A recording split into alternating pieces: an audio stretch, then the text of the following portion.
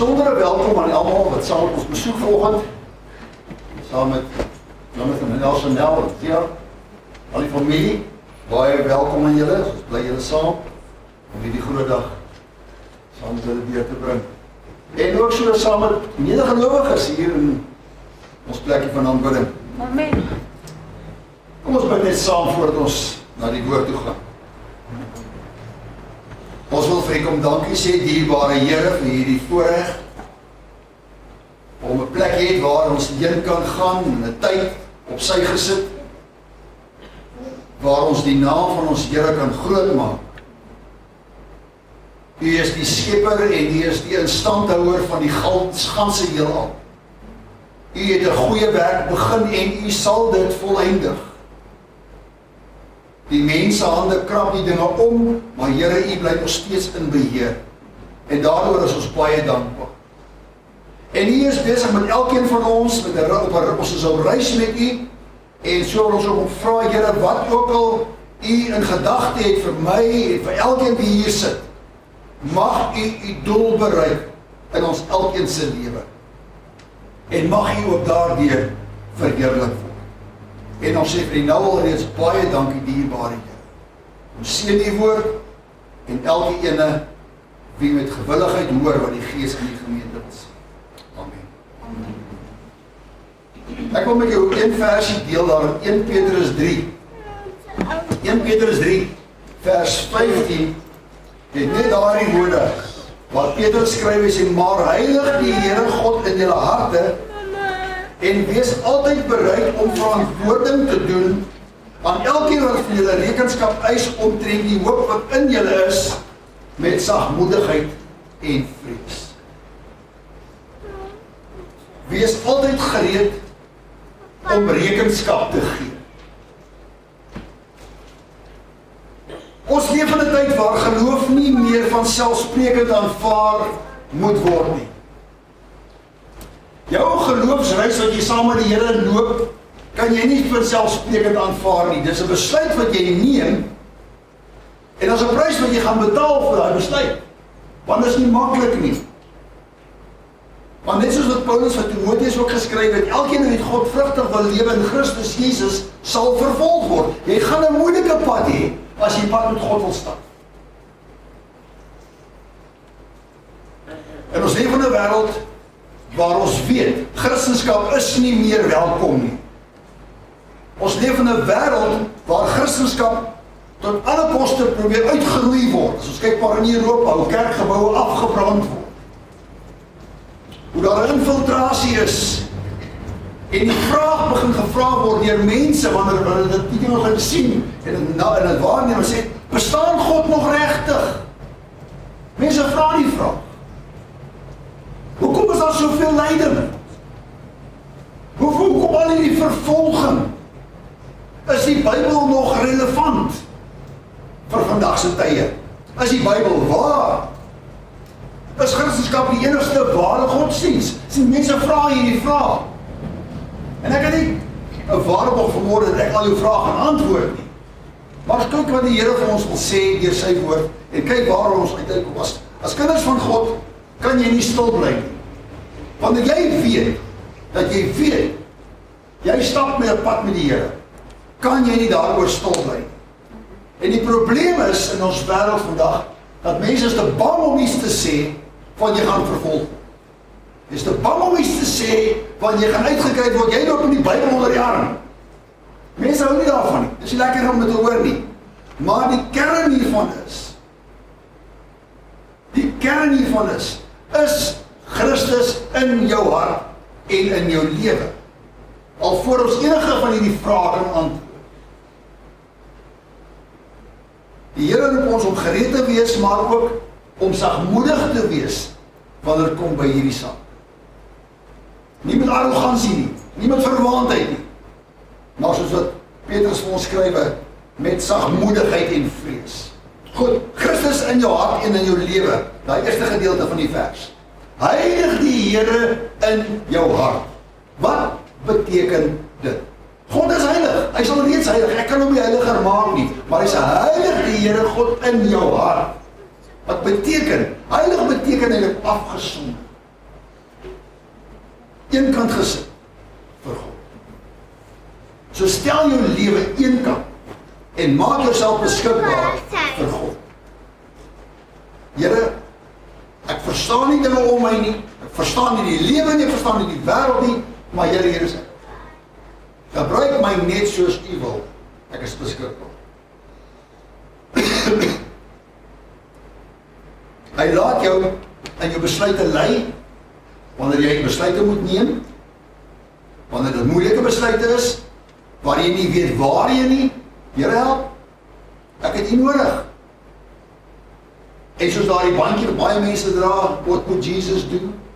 Om so op te tree in 'n omstandigheid en in 'n geleentheid waar jy voel jy wil van die handvatsel afvlieg. Wat sou Jesus doen? Hy lei my hier. En dis waarom ek hom nodig het. Ek kan nie dit alleen doen in hierdie wêreld nie. Ek het hom nodig. Vertrou hom bo alles, selfs wanneer dinge moeilik raak. En dinge raak moeilik. Ekonomies, sosiologies, polities raak dinge moeiliker en moeiliker en moeiliker as vandag. So ons het hom nodig. Here, ek het nodig om U te vertrou. In tyd soos hierdie wat ek nie meer weet waar jy nie, weet nie meer wat nie, weet nie hoe nie. Here, help my. En om anders te leef as vir die res van die wêreld. Ja, maar almal doen dit. Nee, almal doen dit nie. Sommiges sê dit, en dan sê dit vir gerieflikheidshalwe, want dis 'n koppe. Ja, maar almal doen dit. Nee, dis nie te sê almal is reg nie. Die meerderheid is nie altyd reg nie. En dis waarom die minderheid 'n verskil kan maak. En Jesus het vir ons 'n paar gelykenisse vertel daarom. Hy sê die koninkryk van God is so suurdeeg. Wanneer jy 'n klomp meel het en jy sit 'n bietjie suurdeeg daar in, jy knie dit deur. En daai bietjie suurdeeg laat die hele brood rys. So 'n klein bietjie maak 'n verskil. Dan dit maak 'n verskil. As jy die enigste een is, dan maak dit die res 'n verskil. Dit klink soos hierdie ouetjie wat daar in die weermag gedruk het. En 'n uitpassering parade en hy is heeltemal uitpas. En die maak ek soos daai hele klomp is almal uitpas, ek net my kind is in pas. Nee, maar as jy staan nie alleen, is dit nog steeds nie te werk om alleen te staan. En dit te verduur. Voordat jy jou geloof verdedig, moet jy verseker wees dat jy verhouding moet glo. Jy moet verseker weet, hy is in jou lewe. Jy kan nie gee wat jy nie het nie. Jy kan nie deel wat jy nie het nie. En dit begin nie by argumente nie. Ons het al gesien, argumente help nie. Inteendeel, jy mag die stryd dalk wen, maar jy gaan die oorlog verloor. En daarom is dit nie met argumente nie. Met sagmoedigheid en vrees, skryf Petrus vir ons. Dit is 'n toewyding aan hom, die enigste en ewige Here. Here, hier is ek. Gebruik my soos U wil, waar U wil. Argumente wen nie mense na die Here toe nie, inteendeel dryf hulle net weg. Christendom is gehaat in die tyd vandag so vandag en spotters kom. Spotters kom uit die politieke kringe. Spotters kom uit Hollywood. Spotters kom uit oningeligte mense. Dus kyk maar na Hollywood. Is OMG. God se naam word gebruik. Die naam van die Here Jesus word misbruik. Maar hulle sal dit nie waag om te sê, oh Mohammed. Of Allah. Dat sal nooit dit waag. Maar ons laat toe dat die naam van ons Here in die modder gesleep word in Hollywood. Hoekom? Hoekom sou hulle dit wil doen? Ek dink diep in hulle wese weet hulle, daar's krag in daai naam. Daar's krag in daai naam. Ek herinner myself daar in Handelinge 3, 'n gedeelte waar Petrus en Johannes op pad is na die tempel om te gaan aanbid. En dan loop verby 'n ouetjie daar sit en bedel. Petrus en Johannes stop en sê vir hom, silwer en goud het ek nie, geld het ek, maar wat ek het, in die naam van Jesus Christus van Nazareth, staan op en loop. Dat hy ons sy hand gevat, opgerig, en hy het gejubel en gedans, en opgewonde en bly rondgaan. Die Fariseërs, die ou groot Christen oomies van die tyd, kyk so, wat doen julle? Wat doen julle? Jy op die Sabbat om ongezond te maak. Wat is julle so verbaas? Omdat hierdie man in die naam van Jesus Christus die Nasareër nou kan loop. In die naam van Jesus. Daar's krag in daardie naam. Want hy is 'n naam gegee bo alle name is, sodat die naam van Jesus Christus sal elke knie buig en elke tong sal bely dat hy en hy alleen Here is. Hy het self ook gesê, ek is die weg, die waarheid en die lewe. Niemand kan aan die Vader kom behalwe deur my nie. En dis nie dat Jesus dit arrogansie gesê nie. Hy is die seun van God. Die tweede persoon in die drie-eenheid. Hy het dit met autoriteit gesê. En daarom kies ek om dit te glo. En daarom kies ek om daardie pad te stap saam met hom. Want hy is die weg. En hy is die waarheid. En dit is die lewe. En dis waarom Petrus Johannes gesê het, in die naam van Jesus Christus van Nazareth staan op en dood. Daar's baie mense wat lê, wat geval het, wat omgeval het in die wêreld en hulle is terneergedruk. Hulle is moedeloos. Daar's nie meer hoop vir hulle nie. Nie noodwendige fisiese pyn nie. Maar wanneer jy na 'n persoon kan gaan en sê, ek het nie iets om jou anders mee te help, maar ek wil vanmôre sê in die naam van Jesus Christus, staan. Staan op met jou ellende. Staan op met jouself bejammer. Staan op by die toestand waar jy jouself in bevind. Want daar's krag in daardie naam. En Jesus het self ook gesê, wat jy die Vader ook in my naam vra, sal ek doen tot verheerliking van sy naam. Moenie die naam van die Here Jesus onderskat. Dis 'n krag ooit nie. Maar daar's krag in daardie naam. En hoe gaan jy dit doen? Jy moet met hom tyd spandeer. Jy moet met hom tyd spandeer in sy woord en in gebed. Ons leef in 'n gebedlose wêreld. Mense bid nie meer nie. En ons het er gesprek al gehad. Waarom bid Christene nie meer nie? Wel, die Here antwoord nie my gebed nie. Help nie bid nie, want hy beantwoord nie my gebed nie. Sien die ding is, daai argument hou nie water nie. Waarom dit pan? Maar as jy by 'n fontein kom, die ou fontein wat jy met water so kom, dan pomp jy en daai water, jy pomp. Nou pas as jy ja, nee, dit is droog. Maar jy weet nie hoe ver op in daardie pyp het die water gaan kom nie. Hy stap net nie oor die nek dat hy wil uitkom met die stop. In plaas van jy die aanhou bid. En Jesus het vir ons geleer in sy gelykenisse. Bid sonder ophou. Hou aan bid. Moet nie ophou nie. So baie wat in ongeloof. Ag, Here, is dit maar U wil is. Laat iemand so los.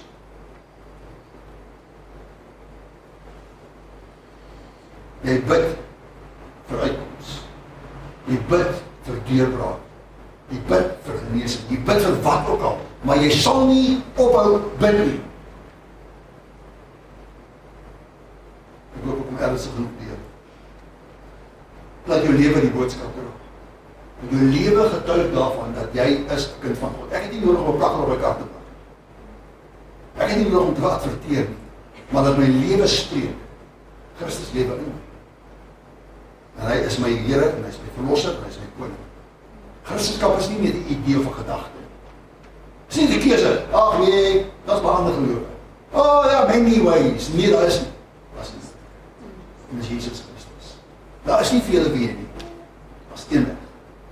Dis die Here Jesus Christus. My en hy alleen. Nou, Christendom is nie godsdienst wat jy kan verander soos wat jy van klere van. Jy is of toegewy aan hom, of jy los nie bedeel hom. Dis die commitment. Not a preference. Toewy. Yes. Ek gaan Here doen. Ek en my huis gaan die Here dien, so Josua van ons gesê. Kies jy maar wie jy wil, maar ek en my huis, ons gaan die Here dien. Ons het besluit. En al gaan, wat ook al verkeerd, ons gaan die Here doen. Die tweede punt wat hy vir ons hier so in vers 15 sê is, wees altyd gereed en altyd bereid om verantwoording te doen. Wees altyd bereid en gereed om verantwoording te doen en antwoord te gee. Ons het nie al die antwoorde nie. Daar's baie vrae wat mense vra en ek is oortuig daarvan, niemand van ons het al die antwoorde nie. Maar weet jy wat? As ek nie antwoord het nie, gaan ek opsoek. As ek hom nie kry nie, gaan ek nog steeds, Here, ek verstaan nie. Ek verstaan nie waarom hierdie gebeur nie, maar Here, ek bly nog steeds op U hoop, op U vertrou. As soos Job ook vanuit gesê het, al maak hy my dood, nogtans sal ek kom. Ek sal bly op hom vertrou. Al ook myself kan verdedig is my persoonlike getuienis. Wat ek beleef, hoe ek hom ontmoet het. Ek weet hoe het was. My vrou weet hoe het was. En hoe hy my verander. En 'n nuwe mens, 'n nuwe skepping. Dit is nie dieselfde nie. Dit is anders. Hy het my verander. Sy teenwoordigheid in my lewe het my verander. Ek was so, maar ek is nie meer so. Hy het my verander. En niemand kan daai ervaring wegredeneer. Ek weet wat ek ervaar. Ek weet wat ek beleef. En soos dit baie wat hier vanmôre sit, met dieselfde getuienis. Ek was so, maar ek is nie so lekker so, want hy het my verander. Hy het my 'n nuwe mens gemaak. Ek is 'n nuwe persoon in Christus Jesus. En hy is die skepper. Hy is God. Daarvan sal ek rekenskap gee. Ek het nie twyfel daaraan nie. As ek om my rondkyk en ek kyk na die lieflikheid van die natuur, dan is daar 'n meester-argitek agter dit alles. En ek kies om hom te erken. Hy het alles geskaap. Daar is nie een of andere ontploffing met een of andere tyd gebeur het, en al die goeders het skielik gebeur. Dit is onmoontlik. Ek kan nie 'n klomp goeders in my sak gooi, dit skit en daar 'n Rolex horlosie uit. Dit werk nie. God het alles geskape deur sy woord. En ek kies. En ek kies om dit te glo. God het dit geskaap. As orde in sy skepping. En dan die kompleksiteit daarvan. Ek wil net 'n gedeelte in Romeine 1 met jou deel. Vers 20. Want sy onsigbare eienskappe, naamlik sy ewige krag en goddelikheid, word van die skepping van die wêreld af in sy werke begryp en is duidelik sigbaar, gevolglik is hy sonder van ons. Dit is duidelik sigbaar, dit het God geskep. En kies om hom die krediet en erkenning te gee daarvoor. En dan die Bybel is 'n betroubaarheid. God se woord is betroubaar. Ja, maar verstaan nie die Bybel nie, want dan nie jy moet nie. Dit is 'n tipiese argument ook. Om studente op universiteit. Dan kom jy daar in 'n klas waar 'n professor vir jou sê, die Bybel is fiksie. God is dood. Alles het ontstaan deur een of ander evolusie. Alles het evolueer. En as jy vir baie van daardie professors vra, sê vir my, het jy dalk al Charles Darwin's Origin of the Species gelees? Nee. Nou, hoe kan jy dit dan verkondig wat jy nog moet gelees het? Ja, maar glo nie die Bybel nie. Het jy die Bybel gelees? Hoe kan jy sê die Bybel is nie waar nie as jy nog moet gelees het? Sien, mense bring argumente na vore en daar is geen gronde daarvoor. Lees die Bybel bietjie een keer deur. Dan gesels ons. Dan jy toch agterkom, maar God se woord is waar. Ons diepte daar. Dis nie geskiedenisboek nie, maar dit bevat geskiedenis. Dis nie sielkundeboek nie, maar dit bevat sielkunde.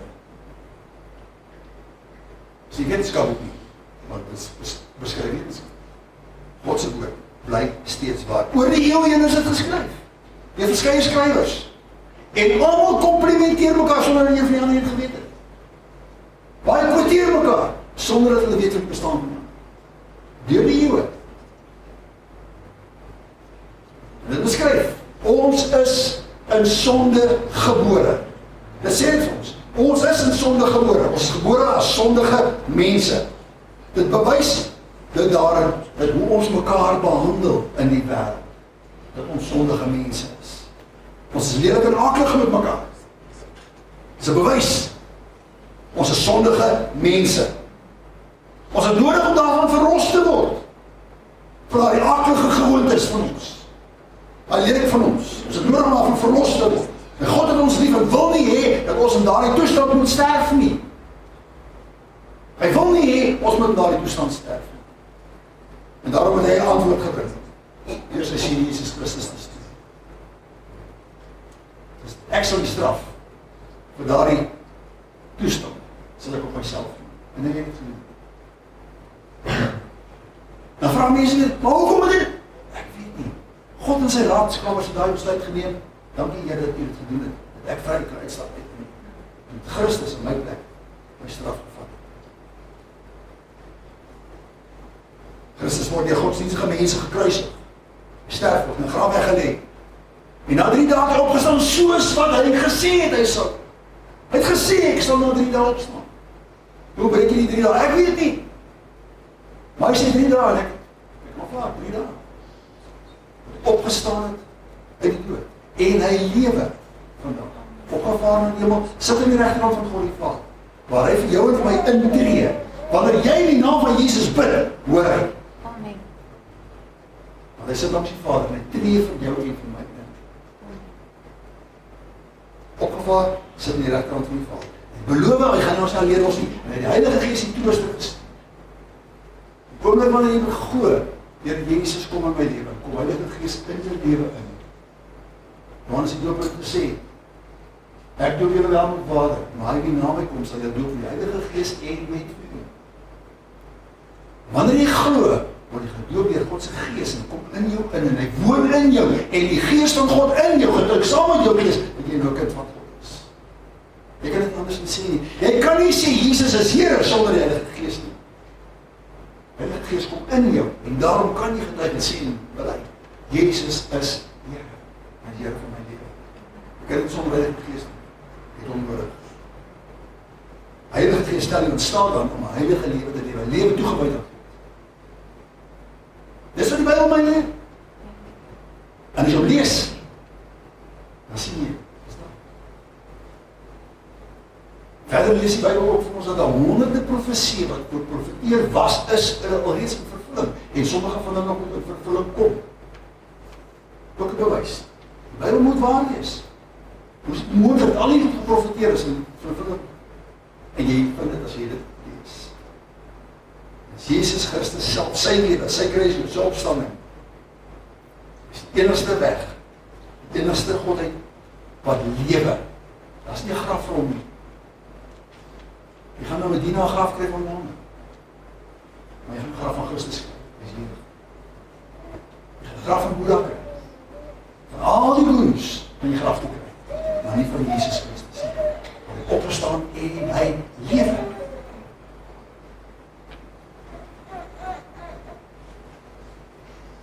Die grootste vraag van alle tye is, wie sê jy is Jesus? Wie sê jy vanmôre is Jesus Christus? Hy is die hoop van julle lewe.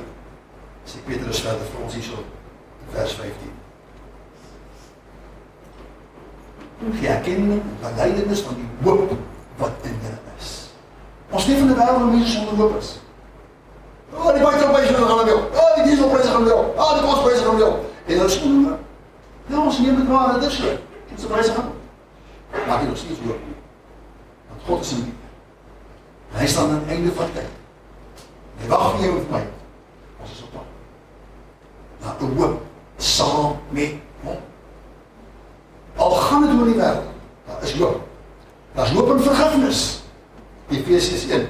In hom het ons die verlossing deur sy bloed, die vergifnis van die misdade, na die rykdom van sy genade, wat hy oorvloedig aan ons bewys het, in alle wysheid en verstand. Ons het hoop, ons het hoop van vergifnis. Ons het hoop in 'n nuwe lewe. Romeine 6:4. Ons het dit saam met hom begrawe deur die doop in die dood, sodat net soos Christus uit die dode opgewek is, deur die heerlikheid van die Vader. En ons het hoop in die ewige lewe, 1 Johannes 2:25. Dit is die belofte wat hy ons beloof het, naamlik die ewige lewe.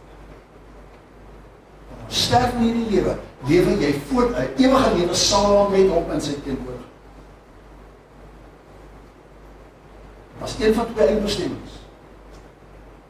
Of eindig op in sy teenwoordigheid, of eindig op buite sy teenwoordigheid. Dis nou.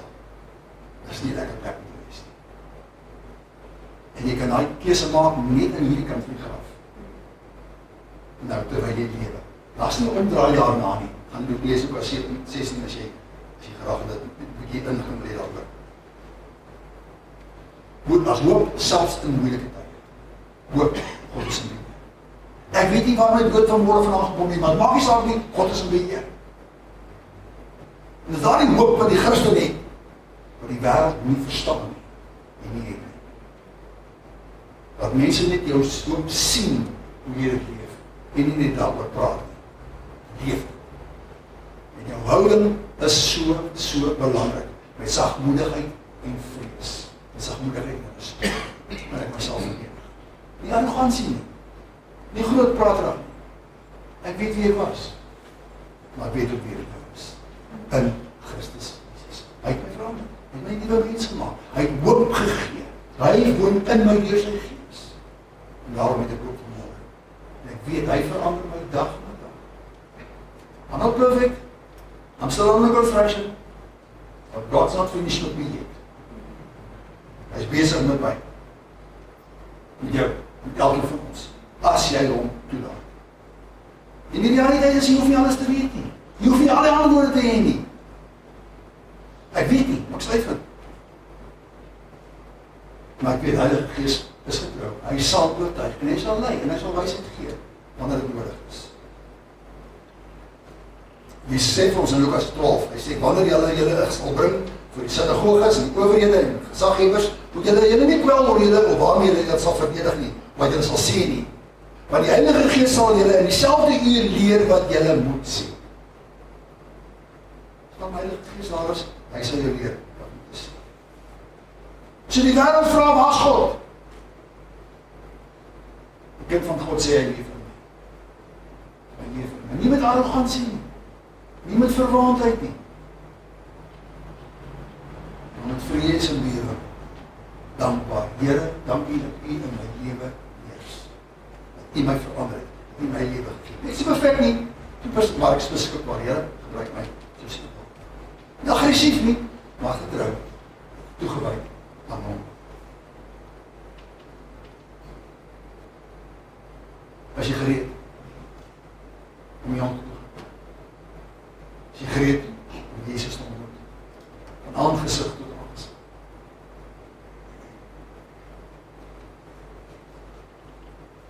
En dis waarom ons die nagmaal gebruik ook.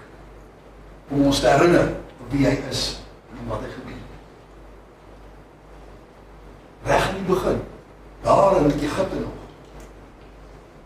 Moes 'n lammetjie geslag word, sy bloed moes aan die deurraam gesmeer word, so dat dood verby kan gaan. Paasouer. Ons moet die nog steeds Paasouer vier. Want ek en jy weet dat die bloed van Christus is geplaas op ons lewens nie fisies nie. Dis 'n gedagte, dis geloof. Hy het my sy bloed gereinig, skoon gemaak. We gaan oor van dood na lewe. En ons herinner dit met die nagmaal. Jesus Christus sy liggaam sy bloed het. Sodat daar verlossing kan wees vir elke ene wie glo. So eenvoudig. Ja, ek glo. Help my. Kom my ongeloof te hulp. So baak vir Jesus op die stadium is. Ek glo. En weet dan, hy verander. Hy verander. Jy kan jouself verander. Jy kan probeer. Elke nieuwe jaar, baie mense het nieuwe blaadje, maar van die nieuwe blaadje moest doen. Toe die Januarie iets terug, maar weer ouder. Werk nie. Hy moet my verander. Hy moet my nieuwe mens maak. Hy moet my maak wie hy wil hê. Tot toe. Dis waarom ons nagmaal gebruik. Ek wil jou nooi vanmôre, al is jy besoeker, maak nie saak nie. As jy weet vanmôre, dat die Here Jesus lewe in jou lewe, as jy welkom moet deel te wees. Baie welkom. Genoeg kerkverband nie, dit gaan niks oor nie. Jy moet net weet dat die Here Jesus lewe in jou lewe.